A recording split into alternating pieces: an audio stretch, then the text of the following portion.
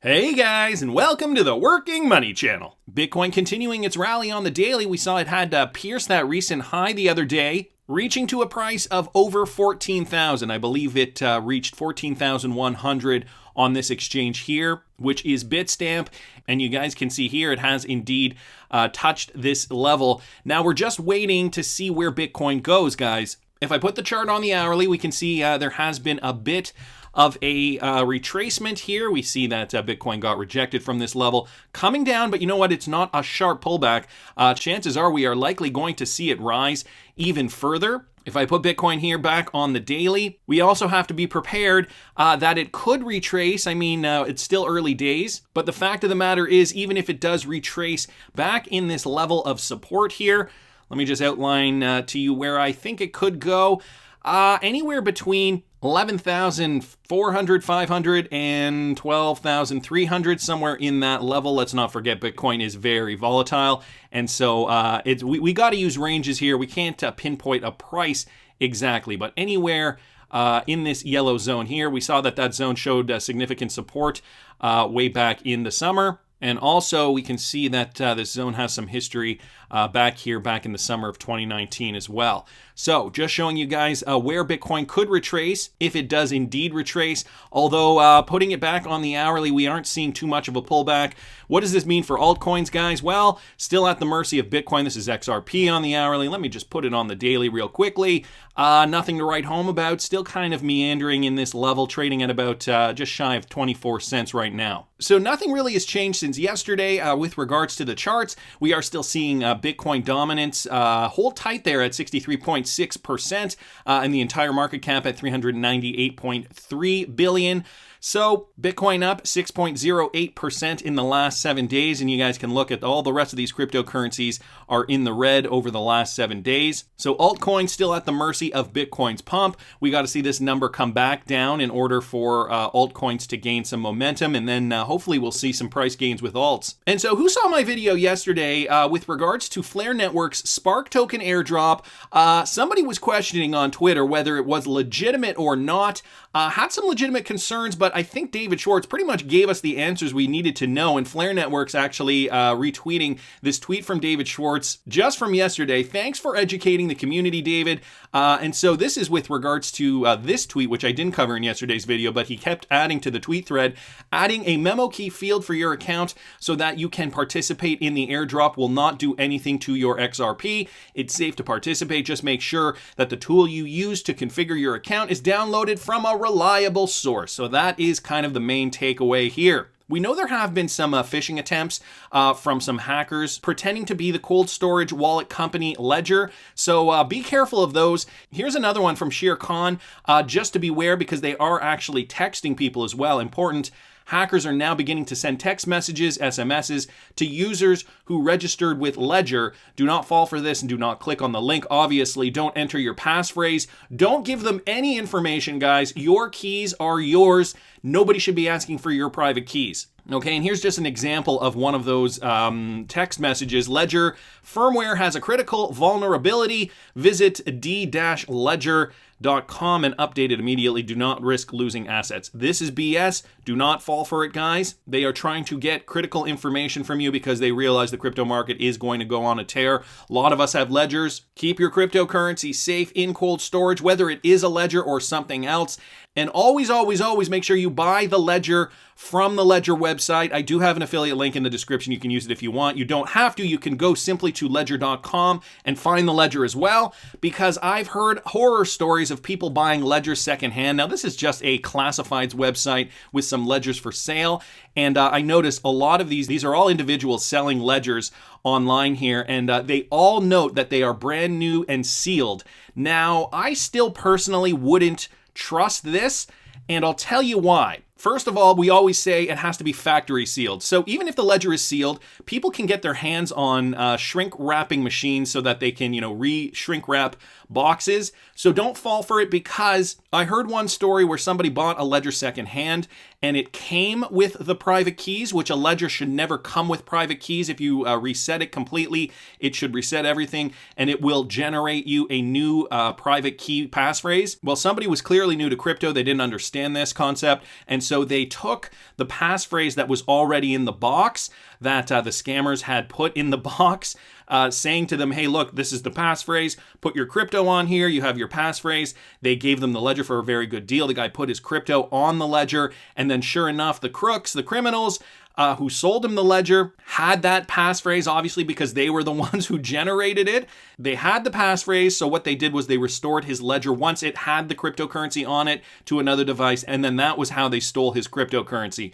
Very, very sneaky, especially if you don't know how this kind of thing works, if you're new to the space. I remember doing a lot of research on this when I was first new to the space. So guys, always buy a ledger brand new, don't buy it secondhand. I know it might sound like you might save a few bucks here or there, but certainly not worth it. So yeah, just wanted to do my part, my public announcement for the community. Keep your cryptocurrency safe. Also this, guys, Ripple lets go of 1 billion XRP valued at $240 million. It is November 1st. How was everyone's Halloween, by the way? Did everybody have a good Halloween? I hope you had a great time. You know, guys, at the beginning of every month, Ripple does release more XRP into escrow, or from the escrow rather. And despite what's happening in the world, you know, despite the utility that's going through XRP at this moment in time, we are still seeing the escrow release XRP because that's what it's programmed to do. Whether it's being utilized or not, the escrow is putting more XRP into the ecosystem. And this was a mechanism put in place early on so as not to flood the market with XRP, to let a slow drip of XRP enter the ecosystem. And to be quite honest, I have a feeling Brad Garlinghouse would attest to this, is that, to be quite honest, I think that Ripple thought that they were going to be way further ahead and we're going to need this XRP being dripped into the ecosystem at this particular time. But because everything's been pushed back, because we haven't seen that cryptocurrency regulatory clarity, this XRP is still going into the ecosystem, and quite frankly, it's not needed at this moment in time. Data seen from the Whale Alert and Advanced Crypto Tracker shows the 1 billion XRP unlocked from escrow. And you guys can see down here, the Whale Alert,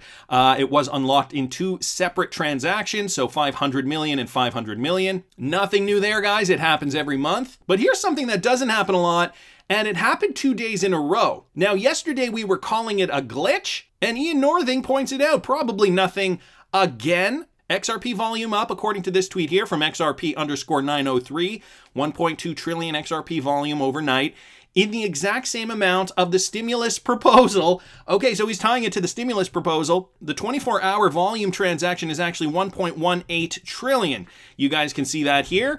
Not sure if people are photoshopping this to, play a joke on us. Of course, we saw this yesterday as well, and people were assuming it was a glitch, including myself. Glitches happen on the exchange all the time, guys. And Panos down here, it's nothing. It was a glitch on CoinMarketCap, and it was about all crypto, not just XRP. It was showing trillions of volume in BTC, ETH, etc. CoinMarketCap is known for such glitches all the time. Use another website like Live CoinWatch or CoinGecko. Problem solved. So a glitch, again, today. Okay. Fair enough. It's quite possible. I don't know. To be honest, I don't know. I'm just curious. I'm asking questions like we all should be. Nevertheless, I wanted to thank Ian Northing at IanBins on Twitter for pointing that out again. And this from Michael at Val5Links. Brian Brooks says the creation of the US digital dollar is a terrible one because the government is not good at building things. Brooks believes tech companies, which already possess the know-how, are in a position to issue stable digital currencies. This is an interesting, I don't suppose it's a turn of events, more that it is Brian Brooks just speaking his mind about government efficiency, government tendered contracts, government dependability with regards to, creating systems where we know there is already somebody who is very, very competent, who has the expertise in the private sector. So the acting director of the U.S. Office Comptroller of the Currency, Brian Brooks, says the creation of the U.S. digital dollar is a terrible one because the government is just not good at building things. Gonna go down here, the acting comptroller of the currency's comment, come as a report suggests that the U.S. is currently working on a digital dollar. However, the U.S. digital dollar can only be issued in 4 years' time. So they're pushing it 4 years in the future, that's when it's going to be issued. Speaking in an interview, Brooks, who uses apologies to support his stance on stablecoins, believes the United States can only flourish when the government allows the private sector to innovate. Expounding on this belief, Brooks says U.S. government regulatory agencies should instead be concerned with the protection of investors, which they are, but they're also trying to dip their toes in every little facet of this, something they have no expertise with. And Brian Brooks pointing that out, the private sector obviously has already done this in some capacity. Okay, there are tons of blockchain firms that could create a US CBDC and that could get it out with all the security features needed, probably within the next 6 months. I mean, the technology already exists. It's just a matter of fine-tuning, perhaps, the USD CBDC for, American purposes. So, to support his theory, Brooks points to the phenomenal growth of stablecoins in the past few months. He says if you look at the growth of the major stablecoin, the USDT, you see it has been doubling in market capitalization every 60 days for the past 4, 5 to 6 months. This kind of growth is astounding. Now, is the USDT, here's a sidebar, here's a side question I've had for a little while now. Is the USDT doubling in price because the US government keeps printing money? Or is it something that is completely unrelated, that Tether, the company, just prints USDT at will? Do they have a system? Do they have a protocol for when they want to print more USDT? Or do they just follow what the Fed is doing? Or do they just print when they see there's more demand for USDT? Good question. I don't know the answer to that. If you guys have any links to articles or any kinds of comments, maybe somebody mentioning something on Twitter, put it down in the comment section. I'd be interesting to know about that and report on it in an upcoming video. Back to Brian Brooks, though. He says, therefore, instead of competing with private investors, Brooks advises the U.S. government to focus on putting audit and consumer disclosure rules so that the market can have confidence that the money is there. Of course, there's lots going on with this. Cryptocurrency regulatory clarity has such a wide scope, a wide range of issues that need to be addressed that, and the government is only so many people. Of course, they have limited resources, so it's taking time. And when you have limited resources and you're running out of time, one would think that maybe you would allocate, that you would delegate some tasks to the private sector. But no, the government wants to do everything on their own. Of course, this is just going to take up more time, snagging XRP price because the utility just can't be there unless we have the regulatory clarity. It was yesterday's video or either the video before that, 2 days ago, where David Schwartz basically said, XRP is being held back. And he said the very first reason he mentioned was the regulatory clarity. So once we see the regulatory clarity, of course, we are going to see more utility. Of course, more people will get more excited once that regulatory clarity comes to pass. Therefore, more demand for XRP, therefore price will go up. Of course, spec investors will likely realize this as well, pumping money into XRP. And then who knows where the price will go from there? It's anybody's guess. The real world utility plus the spec investors, whoa, cannot wait for that. So Brian Brooks is talking about a US CBDC and how, the private sector should probably be part of this. And cryptocurrency regulatory clarity, yes, 2020 was supposed to be the year of the digital asset, and apparently it was, according to, I believe this was from The Block.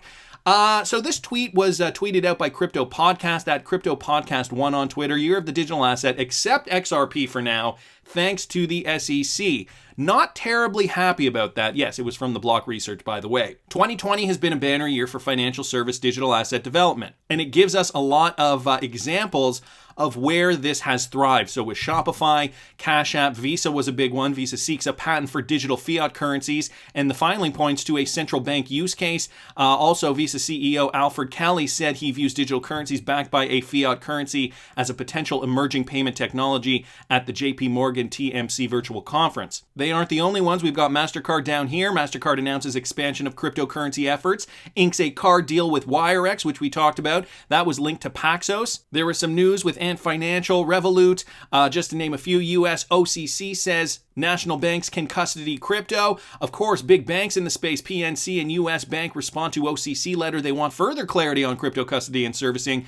There was PayPal too back in July. They revealed that they were developing crypto capabilities. And then finally, PayPal here just this month announced that they are indeed supporting cryptocurrencies. Not going to read all these guys, but you guys can see the timeline here. 2020 was a big year, a banner year, as mentioned by the Block, for financial service digital asset developments. A lot of these developments too have to do with stable stablecoins. Aggregate supply of stablecoin passed $16 billion, while stablecoin transaction volume on blockchain surpassed more than $114 billion in the month of August alone. That was when we saw a crypto rally, and that was with regard to USD coin, one of the stablecoins out there in the space. We got news from Goldman Sachs, the Federal Reserve Bank of Boston, Square, DBS Bank just recently, Singapore's largest bank. DBS announced that it is launching a cryptocurrency exchange. So guys, lots of news here. I will link this. This is a great timeline actually for 2020. Link it in the description. But then there's XRP. And there's no clarity. So when are we gonna get the clarity? This is still up to the government. This is still in Jerome Powell's arena. Brian Brooks, obviously an advocate for this, but he can only do so much. Regardless though, guys, and this I saw from Brad Mills, this with regards to cryptocurrency mainstream adoption, and it's great because, you know, millennials on the one hand, they get it. To a degree, I suppose, you know, Bitcoin, Ethereum, XRP, and all the other altcoins that we're all getting excited about. Cryptocurrencies seem to be the investment of choice for millennials in comparison to their baby boomer parents. But this is what I found interesting, guys. These are young children. And this from Brad Mills. I put some $100 Rise Wallet Bitcoin cards in my box of Halloween candy and captured the moment when some random trick-or-treaters found them. Dude, I just got Bitcoin. It gives me hope that these Zoomer kids, meaning Generation Z, actually know what Bitcoin is. I'm going to play you this because I thought this was great.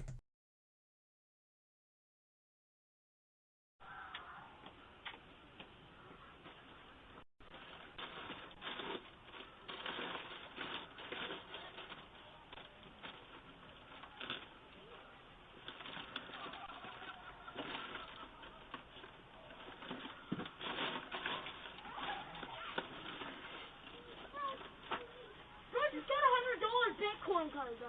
Did you actually? Yeah. Is there something else? Bro, I just got $100 Bitcoin card. I need your light. Hey, you! What? Bitcoin! Give me Bitcoin! Give me Bitcoin! Dude, what's Bitcoin?